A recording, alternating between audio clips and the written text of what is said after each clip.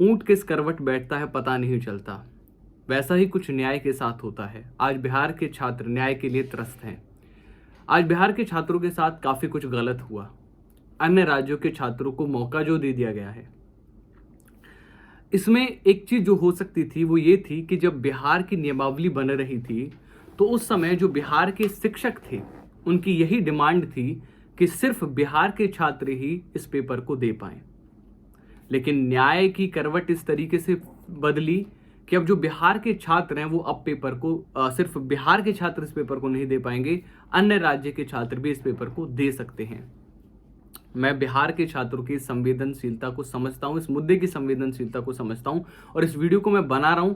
मैं आपके भाई की तरह इस वीडियो को बना रहा हूं। आप ये मत समझिएगा कि मुझे सिर्फ कोर्स बेचने से मतलब है। मैं ही वो इंसान था जिसने सबसे पहले आप लोगों को ये बताया था कि परीक्षा होगी, परीक्षा की तैयारी कर लो। मैं ही वो इंसान था जो शुरुआत से एक बात कहता रहा था कि मुझे पता नहीं कैसे कुछ तो गड़बड़ लगती है। अगर ये नियमावली में ये साफ साफ मेंशन किया गया है, कैसे कैसे मतलब कुछ केस ना हो जाए, वो डर दिन रात रहता था दिल के अंदर। और वो मैं कई बार अपनी कक्षा में भी, पेड बैचेस में भी कहता था कि यार कोई केस ना कर दे ऐसा वाला, वरना इसमें चांस बहुत कम है बच पाएगा। और वही हुआ आज। एक छोटा सा आदेश आया हाई कोर्ट से और हाई कोर्ट के आदेश के बाद ये सारी चीजें बदल दी गई। पर सबसे ज्यादा चीज जो दुखद चीज है वो ये है कि बिहार के छात्रों को शुरुआत से नहीं पता था। हर किसी के मन में सपने आ चुके थे कि अब तो हम टीचर बन ही जाएंगे। 79,000 पीआरटी की वैकेंसी, ज्यादा से ज्यादा 1.5 लाख बच्चे फॉर्म भर लेते, हर 2 में से एक बंदा तो हमारा टीचर बन ही जाता। और हम पढ़ाने वाले भी बड़ा खुश थे, मैं भी बहुत खुश था कि हमारा एक टीचर तो पक्का हमारा इस बार निकलेगा और बहुत अच्छे रिजल्ट आएंगे। लेकिन अब ऐसा नहीं है। सिर्फ बिहार के छात्रों के साथ में ये एक तरीके से ज्यादती हुई है। पर दोस्तों अगर मैं बताऊं, ये राज्य के स्पेसिफिक मामले होते हैं, वो ज्यादातर जो केस हैं वो टिक नहीं पाते। पास्ट में भी कई बार ऐसा हुआ है। अब आगे का रास्ता क्या रह सकता है? आप सब लोग चाहें तो एक हाई कोर्ट में एक केस कर सकते हैं। अगर आपको कहीं भी मेरी जरूरत पड़ेगी तो मैं भी बिल्कुल हेल्प कर दूंगा। मैं भी पर्सनली एक वकील से मिलकर ये पूरा केस समझने की कोशिश करूंगा कि क्या ऐसा कुछ हो सकता है, इसमें क्या आगे क्या किया जा सकता है, और उसकी अपडेट मैं कल शाम तक आप लोगों को दे दूंगा।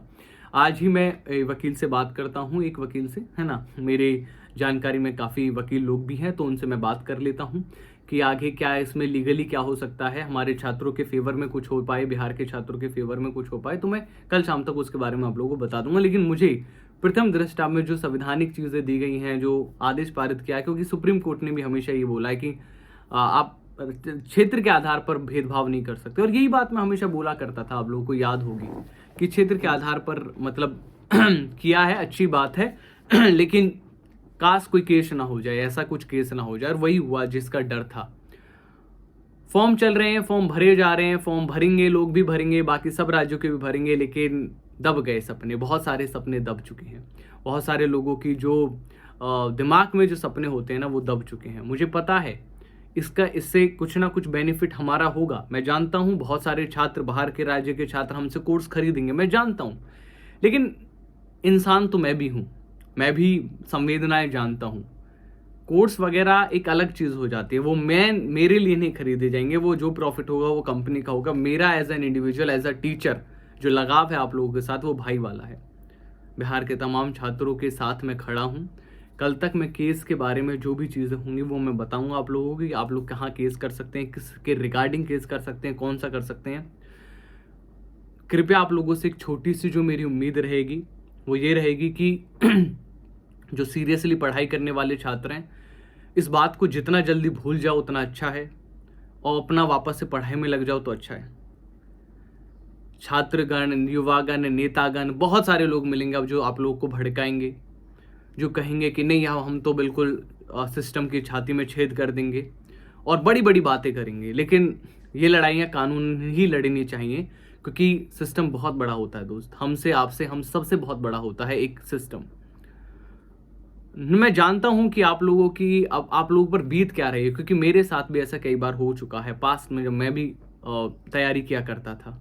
हरियाणा ने भी कोशिश की थी एक बार प्राइवेट जॉब्स में हम लोग, आप सर्च करना इंटरनेट पर, हरियाणा ने भी कोशिश की थी। इवन एट अभी आपके पड़ोसी राज्य उत्तर प्रदेश ने भी ऐसी ही कोशिश की थी।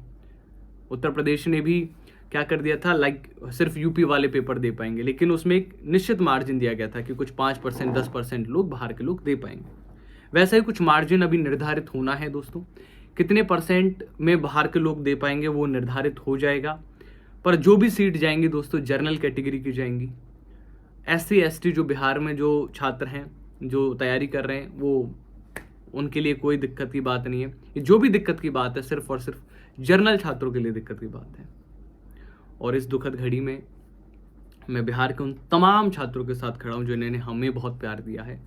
ये खबर आई है, मैं जानता हूं खबर हिला देने वाली है। इससे कोचिंग माफियाओं का, कोचिंग सेंटर्स का फायदा होगा, है हमारा फायदा होगा।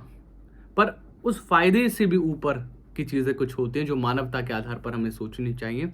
और मैं मानवता के आधार पर आप लोगों के साथ खड़ा हूँ, ठीक है, हमेशा खड़ा रहूँगा, टेंशन मत लेना। बस तुमसे जो मेरी एक भाई होने के तौर पे सलाह है, मैं मानता हूँ कि ये सलाह देते हुए भी मुझे बड़ा अफसोस हो रहा है कि ऐसी मुझे सलाह देनी पड़ रही है। लेकिन दोस्त पढ़ाई के लिए समय ज़्यादा निकालो, ज़्यादा देर पढ़ो, ठीक है। और यह अन्याय हुआ है, मैं पूर्णतः न्याय बोलूँगा। ये चीज़ अगर शुरू में ही पता होती हमारे बिहार के छात्रों को तो कोई दुख की बात नहीं थी। और आपकी डिमांड को लेकर नियमावली बनाई भी गई थी, लेकिन फॉर्म भरने से पहले ही वो जो नोटिस आया माननीय पटना हाईकोर्ट का, उसने सारी की सारी चीज़ें बदल दी। और उसमें मुझे लगता है कि सरकार भी अब बहुत ज़्यादा कुछ कर नहीं सकती थी। हाँ, अब एक ही चीज़ है, अध्यादेश।